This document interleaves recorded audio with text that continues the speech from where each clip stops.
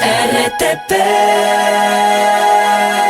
Vamos a darle justamente ya paso a la expresidenta del Consejo de la Judicatura, a María del Carmen Maldonado. Estábamos hablando de la justicia y de los desafíos que hay también con Mercedes Caicedo. Bienvenida a la mañana en RTP, doctora, gracias por acompañarnos. Muchísimas gracias a ustedes por la invitación. Buenos días a todos. Quisiera iniciar por lo que hablaba don Ramón, el tema de sabiduría, de justicia, de buscar justamente que este sea un verdadero Estado de derecho y que pues ya no tengamos que estar viendo más videos también, y no lo digo de mala manera, sino de una manera un poco más orgánica y de la profunda también intención de querer mejorar el sistema de justicia del ministro del Interior, John Reinberg, donde cada vez y cuando pues culpa a más jueces que están fallando o beneficiando a delincuentes, peligrosos delincuentes, con un prontuario tremendo. A ver, ¿cuál es el desafío que tiene en estos momentos Mercedes Caicedo? Y antes de diagnosticarlo, el sistema de justicia, cómo ha venido deteriorándose, quisiera también preguntarle el desafío de Mercedes Caicedo, pero al mismo tiempo, ¿cuál debería ser su línea de acción en este tiempo que va a estar al frente de la Judicatura?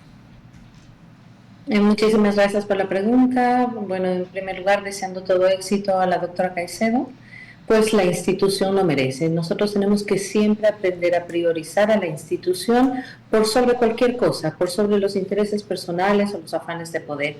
Y eso es precisamente lo que yo hice. A mi renuncia, que fue una decisión absolutamente voluntaria y que lo hice por la puerta grande, fue precisamente por eso, porque la Corte Constitucional no coadyuvaba al fortalecimiento del sistema de justicia.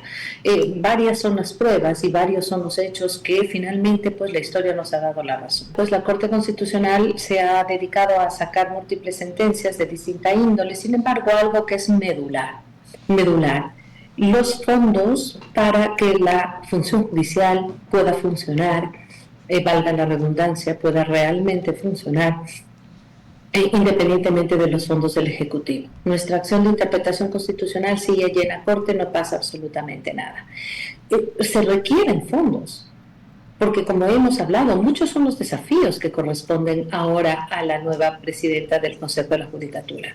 Nosotros hicimos un concurso de jueces para Corte Nacional, hicimos un proceso de evaluación de jueces de Corte Nacional, dejamos absolutamente avanzado el proceso de evaluación a fiscales, que luego los siguientes presidentes no lo pudieron sacar. No sé por qué razón, qué interés hubo por allí, que se interpuso en que se continúe el proceso que estaba realmente avanzado. Nosotros llegamos hasta tomar las pruebas para la evaluación.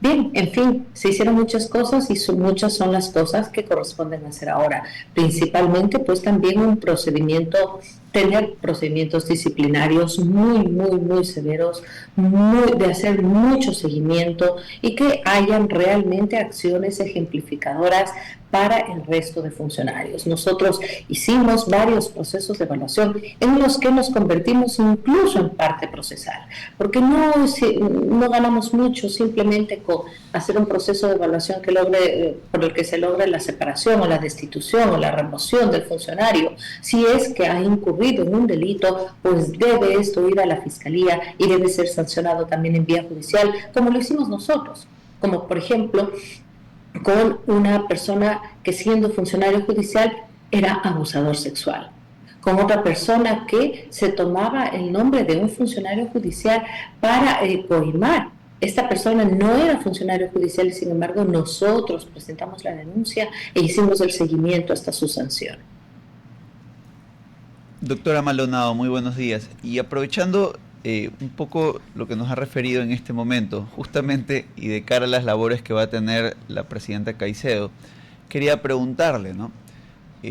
Por ejemplo, en lo que respecta a la potestad sancionatoria hoy supeditada a una declaración jurisdiccional previa, que de hecho fue pues la razón inicial, primero por la suspensión y luego por la capacidad de ejercer disciplina real, que efectivamente hace años motivó su renuncia de manera pública.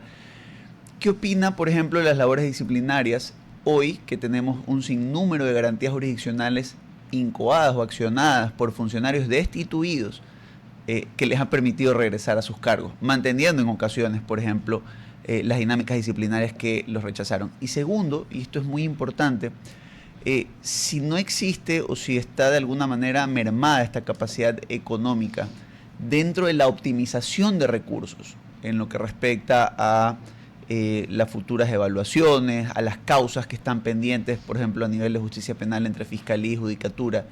¿Qué otras sugerencias tenemos para a lo mejor readecuar o proyectar mejor el número de funcionarios que requerimos? Que siempre está en déficit, pero que requerimos, ¿no?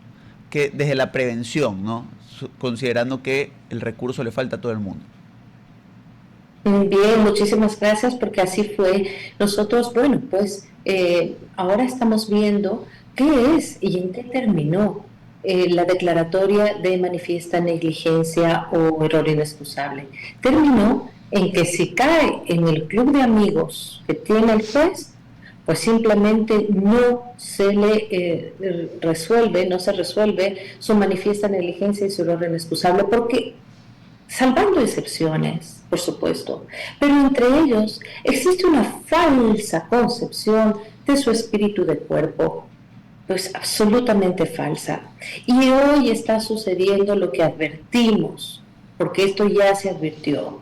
Muchas manifiestas negligencias y muchos errores inexcusables no son resueltos en ese sentido por el órgano unipersonal jurisdiccional. Y esto lo hizo la Corte Constitucional. Y claro, también, ya sabemos, los jueces destituidos o funcionarios judiciales destituidos que acuden a la propia función judicial, a su club de amigos, y reclaman indemnizaciones, además, indemnizaciones millonarias que le cuestan al Estado, y como usted muy bien lo manifiesta, nada de la dinámica que originó legalmente un proceso disciplinario ha cambiado y sin embargo los regresan. Así que esta rueda de puerta de hotel que tanto se refiere para, por ejemplo, aquellos que entran a detención y vuelven a salir y vuelven a incurrir en una infracción y vuelven a entrar y vuelven a salir, esto pasa exactamente lo mismo en la propia función judicial. ¿Por qué? Por acción de algunos jueces del club de amigos, donde les hacen regresar, además muy bien, porque han gozado de vacaciones, se han ido, regresan con indemnizaciones y además recuperan su puesto de trabajo. ¿Para qué? Para seguir haciendo lo mismo. Esa es la dura realidad. No generalizo.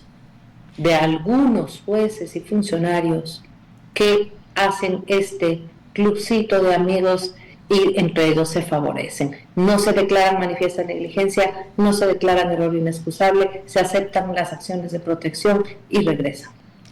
Por ahí quisiera aumentar y quisiera su opinión acerca de esta pregunta. ¿Cuál sería el principal riesgo institucional que enfrenta hoy el Consejo de Judicatura en esta transición? Definitivamente lo que hemos visto, la pérdida de credibilidad. La pérdida de credibilidad afecta a cualquier institución. La pérdida de confianza es letal para cualquier institución, porque entonces nada de lo que haga esa institución deja en la ciudadanía la seguridad, la certeza, así como la percepción de que ha cumplido con su función. Y esto afecta gravemente a la función judicial en específico, porque si no hay confianza en la función judicial, entonces la gente no se siente protegida, tutelada por el Estado en algo tan importante como es precisamente la administración de justicia o el acceso al servicio de justicia. Entonces hay que recuperar la credibilidad, hay que recuperar la confianza ciudadana en la institución que ha sido tan venida menos precisamente por lo que ha sucedido tras 4 años de renuncia mía, 4 presidentes. Esto le da una inestabilidad absoluta, pero además todos los escándalos y todos los casos de acciones y demás que se han dado después, en los que se han visto envueltas estas personas. Muy claro, el acto irregular, ilegal y declarado por la Corte Constitucional inconstitucional de designación de Fausto Murillo como presidente. Es que no solamente que los presidentes que han llegado legítimamente han sido sujetos de juicios políticos, juicios penales, etcétera, sino que además hubo uno que llegó de manera ilegítima, ilegal, inconstitucional, y allí se quedó. Entonces, de esta manera, ¿cómo puede haber credibilidad en una institución? Lo que corresponde ahora y el duro desafío para la doctora Caicedo es precisamente con mano dura, con mano fuerte, tener una verdadera lucha contra la corrupción, procesos disciplinarios que se sancionan, confrontar a la Corte Constitucional cuando así sea necesario, coordinar con la Corte Constitucional cuando así sea necesario también. Doctora, quisiera ser un poco más específica cuando se habla de mano dura y de activar los procesos disciplinarios, porque en algún momento se dijo que el Consejo de la Judicatura no tenían ciertas potestades. ¿Nos puede recordar cómo se pueden sancionar a jueces cuando pues caigan o incurran en faltas obvias o en manifiesta negligencia, como ya lo ha señalado usted y también el abogado Casanelo? ¿Cómo es el procedimiento? ¿Cómo se activa y qué permite la norma dentro del Consejo de la Judicatura? Bueno, precisamente a raíz de una sentencia de la Corte Constitucional, el Consejo de la Judicatura fue separado de la posibilidad de sancionar por manifiesta negligencia e error inexcusable.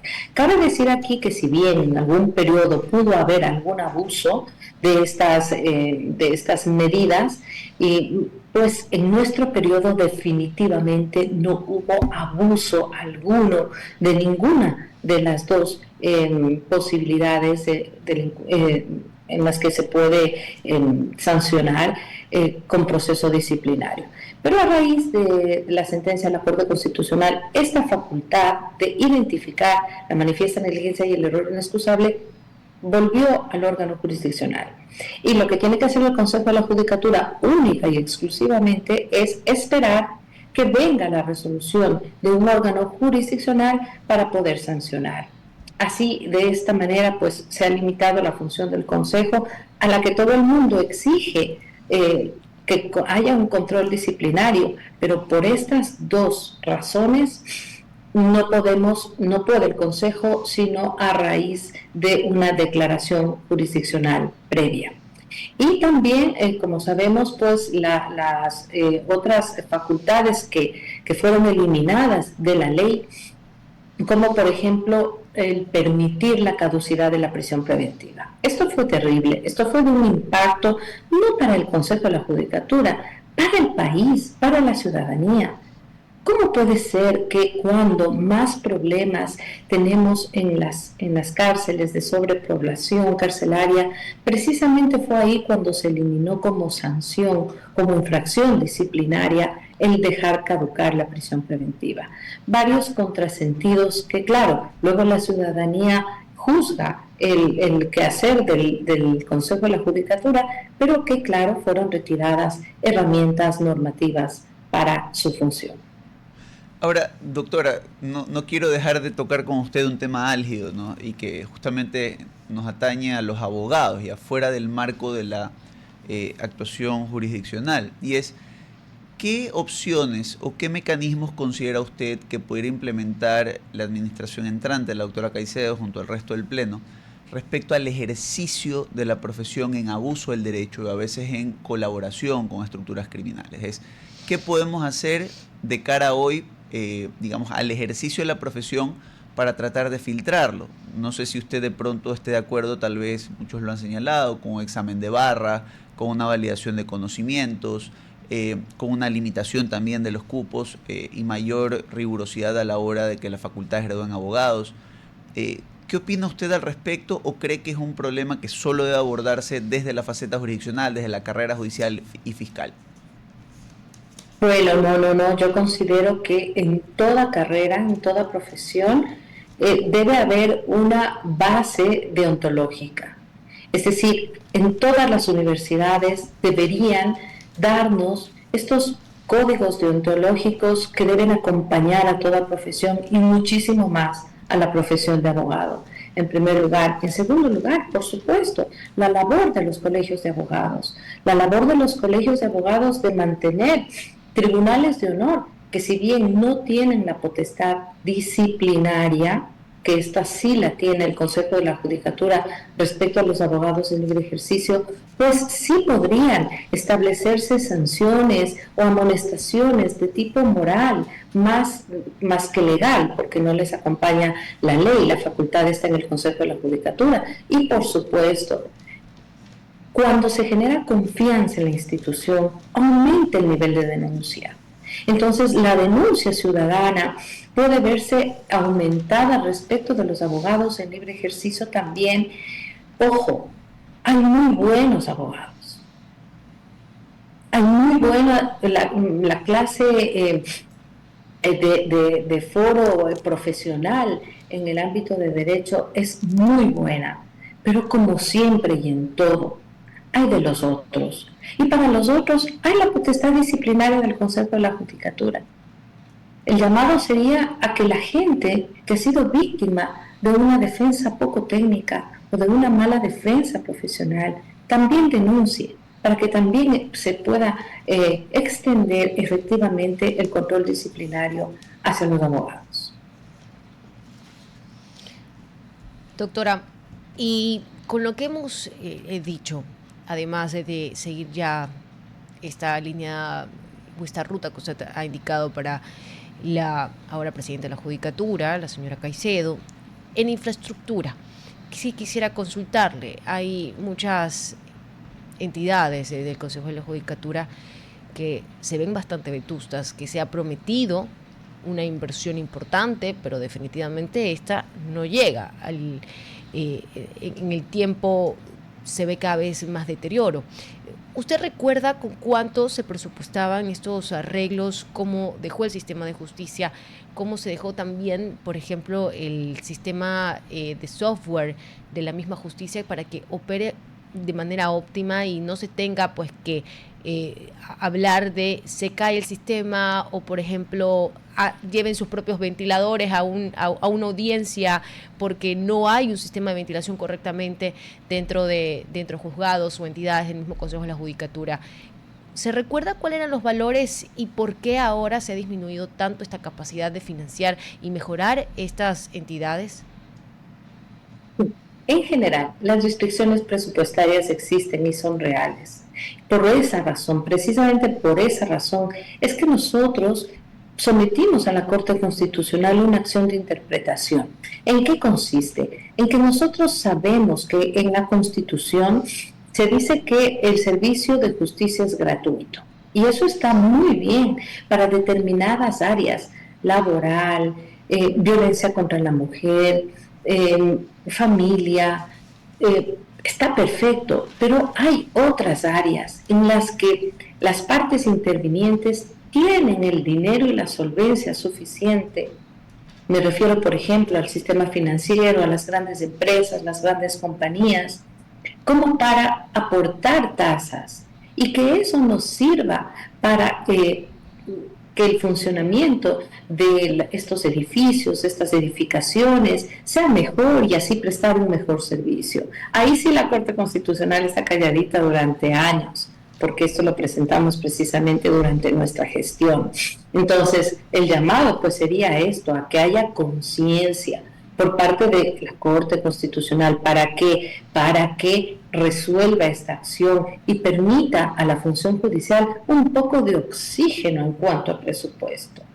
Claro, insisto, mantener edificaciones es sumamente costoso y si a esto sumamos que gran parte del presupuesto de la función judicial tiene que destinarse al pago de los servidores que han salido por procesos disciplinarios y que han vuelto a entrar por favor de los jueces, las cantidades son enormes y de eso se va disminuyendo el presupuesto de la función judicial. Doctora, ya es escaso. Justo quiero aprovechar ese tema porque va de la mano un poco lo que le preguntaba hace un momento.